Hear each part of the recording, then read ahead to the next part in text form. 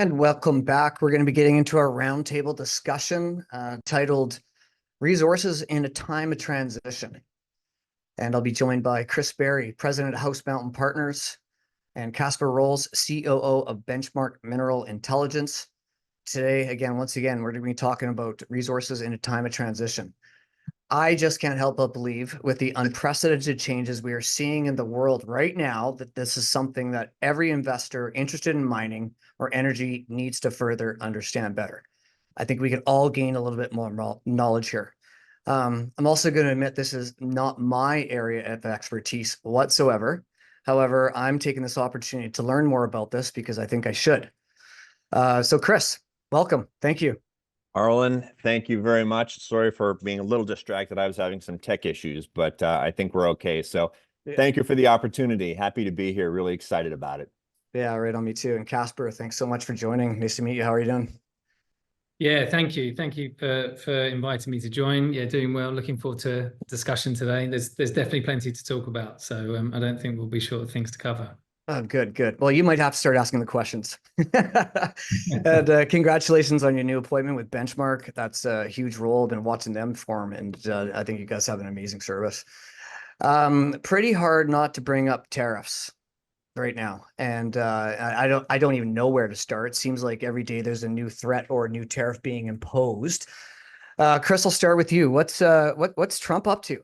What do you think his ultimate goal is here, and where's he going to fail? Or win? Look, I mean, I don't think we have enough time to really answer all of those questions, but I think, look, his goal is to bring back, I think, as much industry, as much manufacturing capacity across all sectors onto the U.S., onto U.S. shores, as is humanly possible.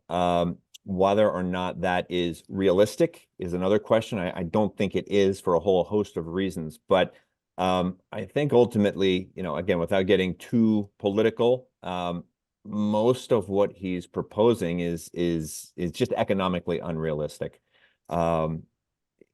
He's in many ways dismantling, I think, a lot of what President Biden has tried to put in place with the IRA and the Investment and Infrastructure Jobs Act, which really did set the table, I think, for some sort of reindustrialization around technology here in the United States. But I think the tariffs and perhaps some of maybe not the export controls, but certainly the tariffs are going to be self-defeating. So it doesn't look particularly positive right now. But again, as you sort of alluded, so much is happening on a daily basis that it's a little bit of a wait and see. Yeah. So Caspar, I'm gonna get you to follow up on what he said. What's unrealistic about some of these tariffs that he's imposing? Yeah, I mean, I think, I guess at a high level, one of the challenges that the industry has been facing, for a long time, and even now when we're looking at like relatively low raw material costs or battery chemical costs, like lithium price is relatively low, cobalt's low, nickel's relatively low. Even now, the industry is grappling with like getting costs down to a point, in many cases, not everyone has this problem, but a lot of automakers are struggling with getting to the point where the EV program is profitable. And by bringing in tariffs, if we think about kind of how much of the battery supply chain, particularly in the US, is dependent on imports, for whether that's battery chemicals. I mean, I know there's a big push to increase raw material production domestically, but that's going to take time. And even then, it's very unlikely that the US will be self-sufficient. So you're combating, like already relatively high costs. Those tariffs are also going to be relatively inflationary, or would expect them to be relatively inflationary. But I think the other thing to point out as well is, which is difficult for the industry to grapple with, is that for the next sort of roughly 4 years, there's going to be a lot of uncertainty, and uncertainty makes those investments that people are going to need to make if North America or the US is going to become more self-reliant, are going to be challenging when there's changing, tariffs are changing by the day almost. A new piece of news is pretty much coming out every day, and you can't be certain on what your cost base is going to be for the life of that investment, whether that's kind of 20 years or 30 years, whatever it may be.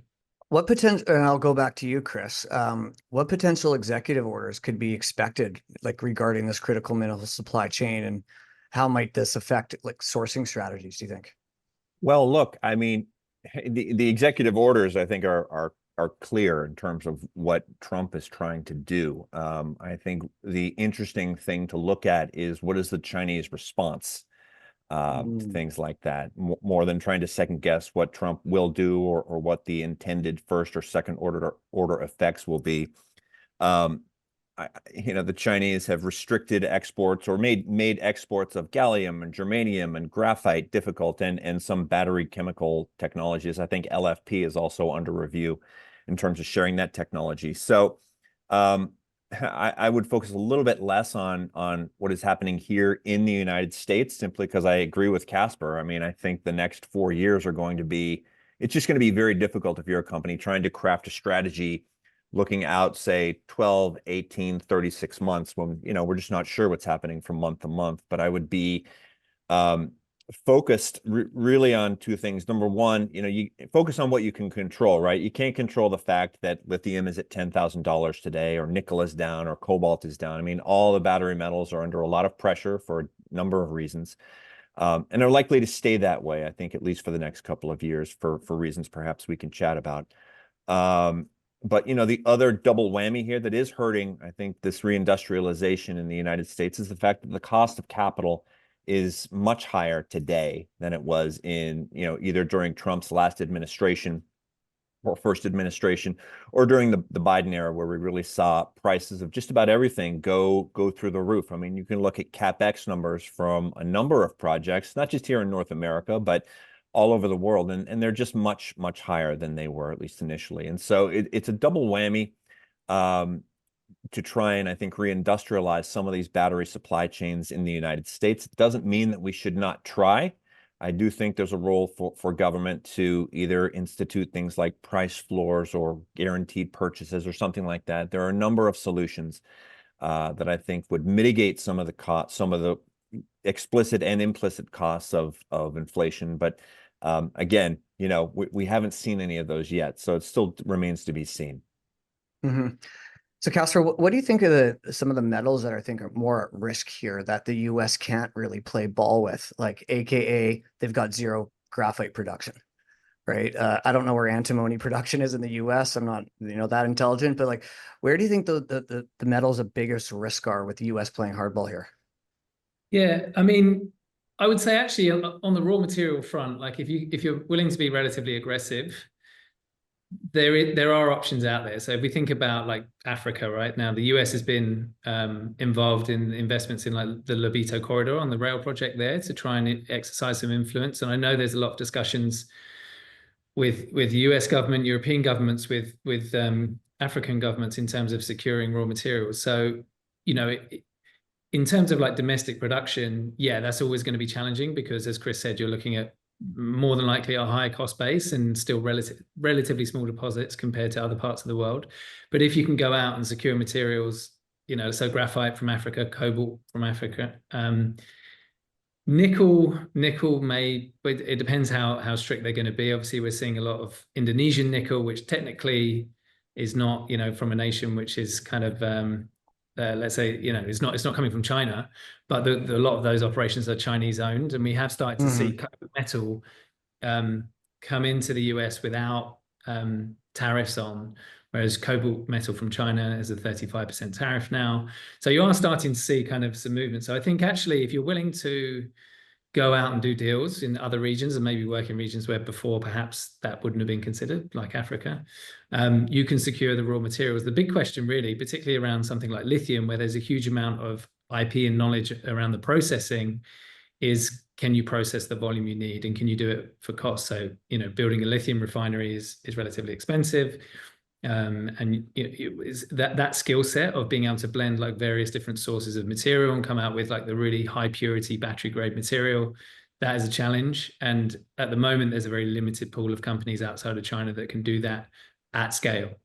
So I think it's not just about, securing the material, which, maybe cost you a bit more, but I think broadly speaking, you can do, if you're willing to, as I say, go to Africa, you have lithium from South America, you can get nickel from Indonesia. You're talking about a broad selection of materials that you can access. Graphite from Africa as well. It's then, who can process, who can take the graphite, the natural graphite from from Africa, or synthetic graphite from the US or from Europe, and convert that into battery grade anode or battery materials. So there's two things there, and I think actually probably the bigger problem is the midstream processing, which we're not seeing a huge amount of investment happening. We're seeing some, but it's certainly not enough to be self-reliant.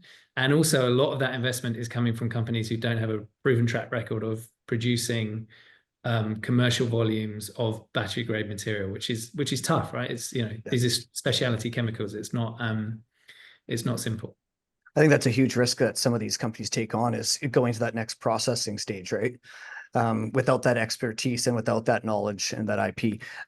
For our audience, talk about the midstream process more. Where does that lie? Yeah, so for me, when I'm talking about the midstream, I mean kind of taking like semi-processed materials like cobalt hydroxide, which is produced in the DRC, or taking something like a lithium spodumene, which is the spodumene concentrate, the hard rock form of lithium, and converting it via chemical refineries into the chemicals needed for battery productions, maybe lithium carbonate or hydroxide or cobalt sulfate. And then the next kind of midstream steps from there would be something like PCAM production, so blending the nickel, cobalt, manganese materials together as sulfates to then go into cathode production, and then cathode and anode production as well. So this includes like graphite processing and any kind of the midstream chemical processes. And there's an art to it. You need to do it at cost to be competitive. There's no point, you can get to grade, but how cheaply can you get to grade? That's the question as well. So, and as I say, like a lot of vast majority, when we think about this midstream processing, a lot of that skill does still sit in China, particularly around something like anode, like the anode processing and production is in the 90% of global capacity would be in China.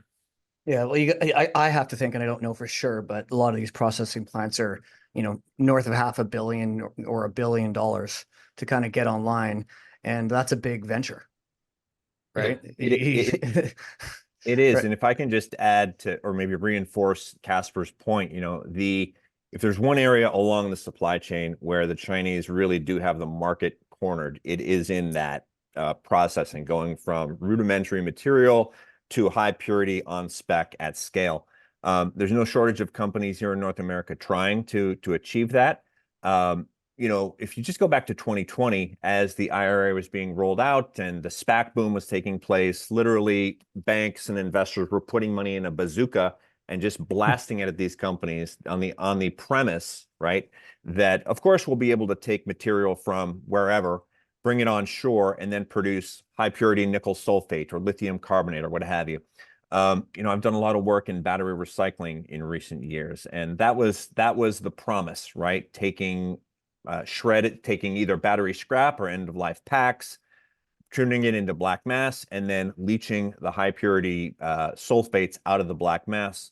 That has proven to be a lot more difficult and much more costly than was originally planned. And so to Caspar's point, what now is happening is with a lot of these Western companies, whether or not it's in recycling or what have you, they're basically taking the material, that same material, and rather than producing high purity sulfates, they're producing what are called MHPs, or mixed hydroxide precipitates. The challenge that's just less processing to get to that point, right? So it's good, you're sort of crawling before you can run, but the challenge still remains, right? And the challenge is, well, where does the MHP go to then be further processed? And to Caspar's point, right now, today, it's going to go to Asia. And, if it goes to a South Korea or Japan, it's not the end of the world, but of course, we're all trying to rejigger these supply chains so they can avoid China as much as possible. And given sort of the IP hold that China has on a lot of this processing, it's not that we can't do it. It's just that, I think the way forward for us in the West to compete with the Chinese isn't through scale or anything like that. It's through innovation, finding new ways or different ways to try and process a lot of this capacity. And it just doesn't happen overnight, but I really think that's the way forward. Caspar, you talked about, we're not seeing a lot of investment in this midstream here. What regions are we seeing strongest investment in the midstream processing and refining capacity? in China. Yeah, yeah. There's really not a lot. I mean, there's a number of reasons for that. I think, I mean, just to add as well, just to be clear, there are a number of companies that are working on this across the, in North Yeah. America, in Europe. Some have experienced teams, some are less experienced. Some will do it, some won't, right? But the risk is if you're building like a $10 billion battery plant or, whatever, whatever it is, down EV plant, and you don't want to hinge your supply on a company that's never done it before because there's likely to be delays. So we're not really seeing that much investment. We're seeing bits and pieces here and there, but it's really limited for a number of reasons. One is typically, particularly in Europe, but in the US as well, it's relatively hard to get the permits. There's a lot of local opposition to these because these are chemical plants, right? So they've got a bad reputation. You could have the best operator in the world, but if local people see chemical plant being built in my town, in many cases they're not happy about that. So that's a challenge. The other challenge as well is, as Chris mentioned earlier, is the capex cost. So are you competitive with what's out there? And when you take a look at the cost of production in some other regions, whether that's obviously China being the obvious one, Indonesia, other parts of Asia, if you're significantly more expensive, if your capex levels are much higher, your cost of capital is higher, then it becomes challenging to raise the money to be able to do that. And I think as well, you have really big companies at the top of the supply chain, mining companies. You have really big companies at the bottom of the supply chain or downstream, where you have like automakers who are obviously large companies as well. To some extent, some of the cell manufacturers are large companies, particularly the South Koreans. But then in the midstream, they're typically smaller operations. These are not large multinational companies with huge balance sheets. They're more numerous, and they're in many cases not that interested in global domination, and don't want to, particularly, a lot of the skill set, as I've mentioned earlier, is in Asia, don't necessarily want to take on the risk of setting up a whole operation in a completely different jurisdiction where they don't have the experience or knowledge in terms of like the permitting, the requirements on safety, the employment laws, all of these various things. Like it's not necessarily something they want to go after. So in terms of like being able to attract skill sets or experienced companies from other regions, it's quite challenging as well. So it's not there's no single factor, there's a confluence of reasons, but it still remains, midstream still remains very dominated by Asia and particularly China. So as the U.S. tries to onshore resources here, what do you think is going to be our biggest delay or the biggest delay? And Chris, I'll go to you for this because Caspar's getting a lot of mic here. Because to me, you got to get a mine and you got to have it permitted before you can even start your politics, right? Yeah. We have the capital markets, we have the ability to deal, like I said before, with higher costs of capital. It's just a political will. The way forward, I would argue, to build regionalized supply chains, wherever you want to define them, is through a partnership model, right? And we've seen that, to Caspar's point, large players at the top of the supply chain are partnering with large players at the bottom of the supply chain, cell manufacturers partnering with OEMs, et cetera, et cetera. The one partnership that I have seen that has made total sense to me in this whole debate over the last few years is Ford and CATL building a battery manufacturing plant in Michigan. Yes, it's true that plant has been downsized somewhat, I think, just due to sort of lower EV demand. But in terms of partnerships where each player is sort of leveraging their strengths, I understand the challenges around partnering with a company like CATL and its rumored links to the CCP. Again, I don't want to get political on this, but just sort of talking about the view of the company. It makes total sense to me to invite the IP onshore, whether or not it comes from China or South Korea or Indonesia. I don't care where it comes from. And when you combine that with what is a very large consumer market here in the United States, I just don't see why you wouldn't do that. If we are expected in North America to build our own supply chains around, our own domestically produced IP, it's going to take a lot longer. And the opportunity cost is something that, you're going to lose market share. So I understand the Ford CATL deal. I understand why it's controversial, right? But I think that if you look at that deal, that is effectively the Chinese model flipped on its head, right? For years, in the early 2000s, and Chinese companies, the CCP would say, hey, Ford, General Motors, whoever, John Deere, come on over to China. You can access our market. Just share your technology and your know-how with us. And that is exactly what Ford is in effect saying to CATL by partnering in Michigan. Unfortunately, or maybe not unfortunately, but the reality of the situation is that the antipathy towards all things China is about the only thing that people agree on here in Washington, D.C., regardless of, I think, looking at sort of the facts of a deal like that and what it could ultimately produce. So, the partnership model is the way. And I just think that if we push China out, regardless of anything, any sort of common sense, I think, that opportunity cost and lost market share is going to come back to bite us. Now, obviously, we saw the announcement that anything with over $1 billion CapEx wants to be fast-tracked. The administration wants to fast-track. What's the concern about being reckless in this situation? Like, I think we saw this down in Brazil many, many years ago, where they just wanted to increase their iron production. And with that, they had two major disasters, like environmentally. Is there some sort of, hey, this is going to be reckless? Like, I agree for mining development. We need it. But hey, this is the universe, this is the earth. How do we, what's going on there? Yeah, I think when you accelerate things, you increase the potential for mistakes, not necessarily even willingly overlooking things. I just think when you accelerate, and I'm not an engineer, so I want to tread carefully for those of you on this who are engineers and are thinking about, the challenges that can pop up. But, I do a lot of work with investors, and they'll hire engineering firms to do due diligence, and just the minutia that you go through on these, thinking about these, never mind supply and demand and pricing. I mean, talking about sulfuric acid usage and yields and all kinds of technical mumbo jumbo that is crucial to the plant working on time and on budget. I think when you rush it or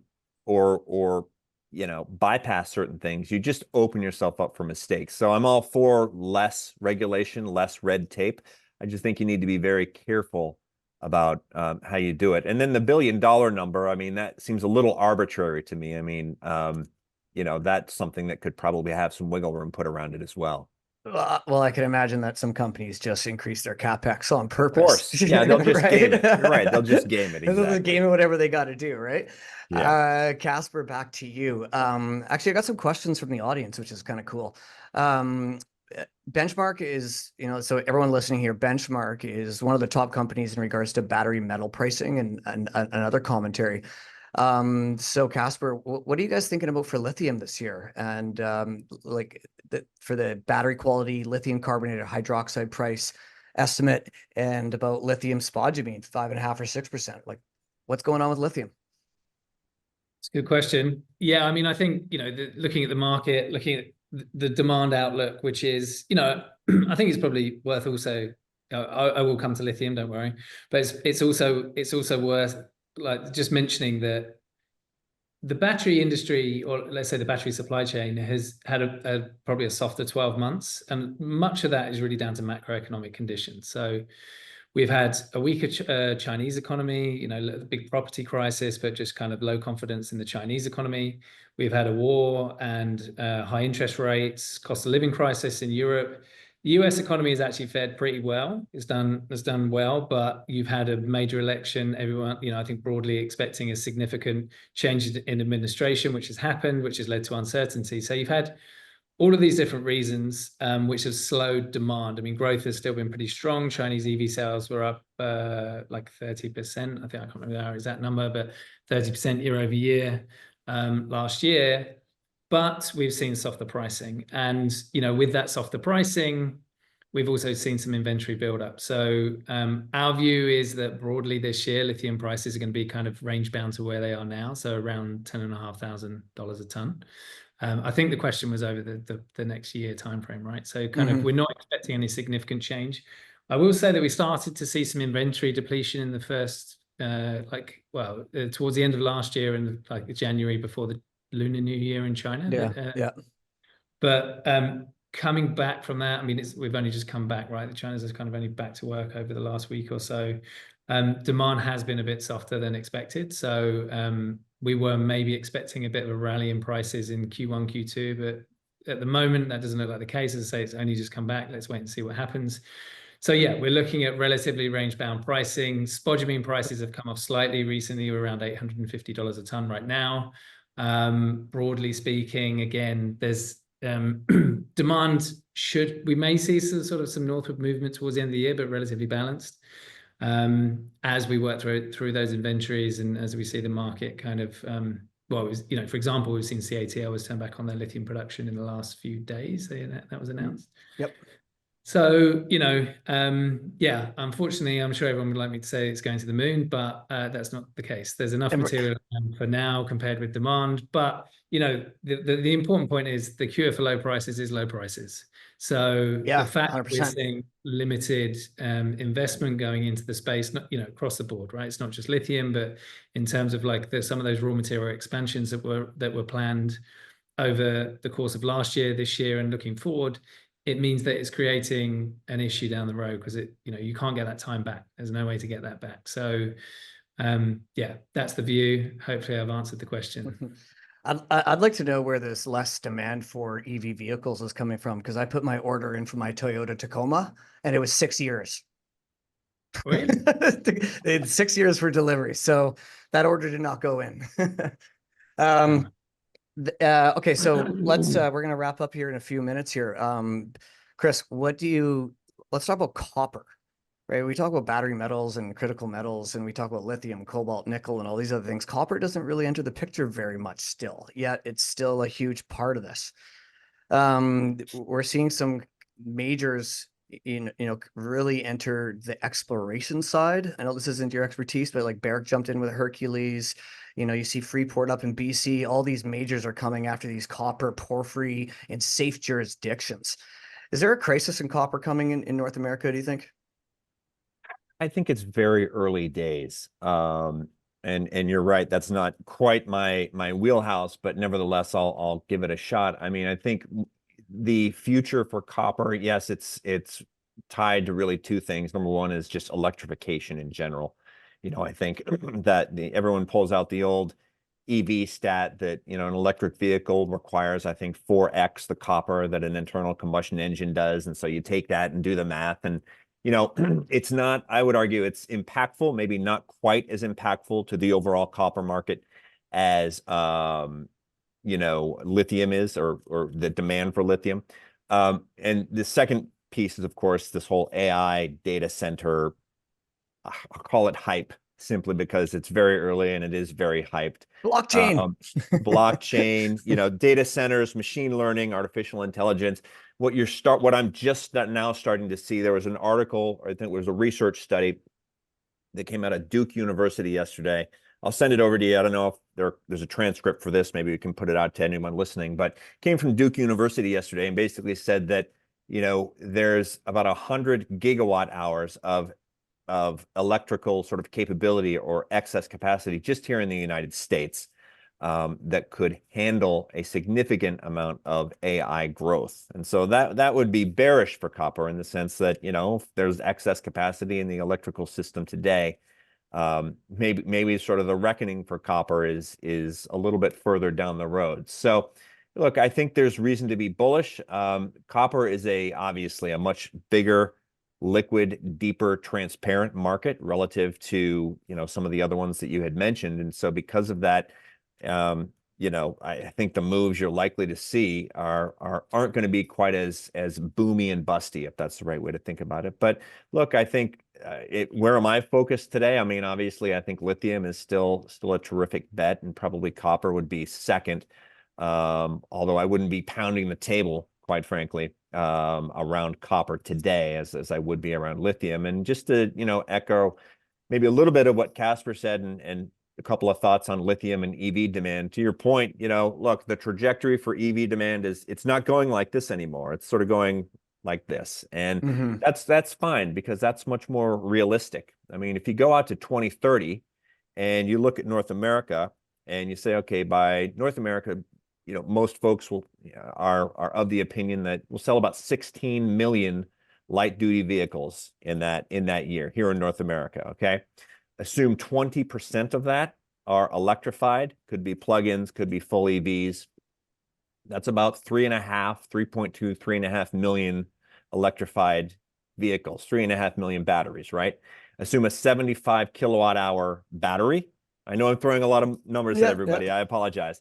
But what that means is that's around 200,000 tons of lithium demand just in North America in that 1 year, substantially higher from where it is today. And to Caspar's point, we're not at that incentive price today that allows for that much lithium to be available. So you can see the pinch coming, whether or not it's 2028, 2029, 2027. It is very difficult because, again, the other wild card here is you have companies like CATL that are bringing back high-cost lepidolite mines, maybe not at scale, but there's no way that those economics make sense, even at $10,000 lithium. And so one of the challenges we all have to deal with, regardless of whether or not you're a major miner company or an EV manufacturer or an investor, is the fact that, because China has spent the last 20 years dominating the supply chain, these sort of confusing signals, I think, coming from the Chinese are something we're going to have to deal with until we can get this capacity built.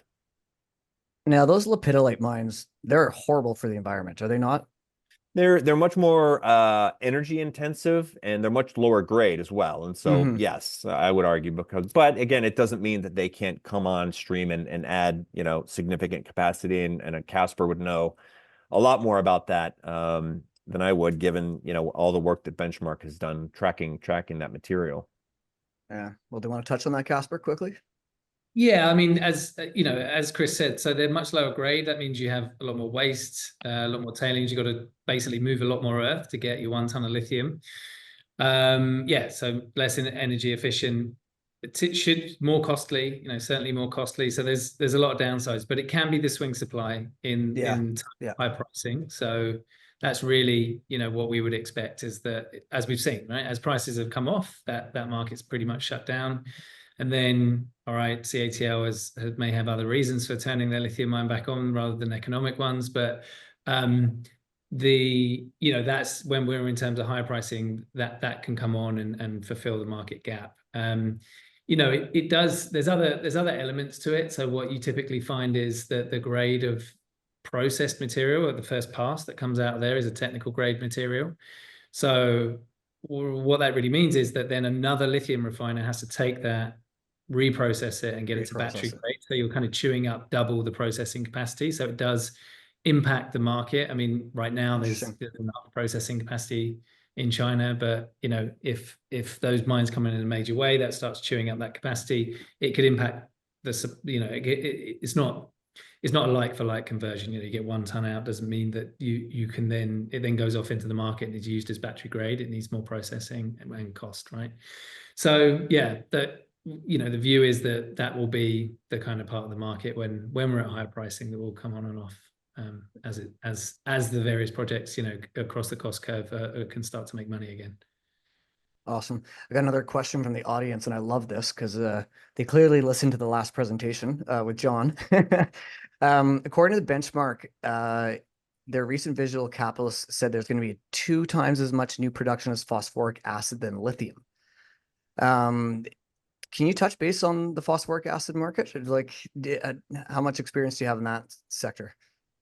That's not a market that I've covered, so I mean, reach out to me on social media and I can ask the team what the numbers are behind that. But ask me about some cathode materials rather than phosphoric acid. To be completely honest, I could try and make something up, but I would be guessing. So.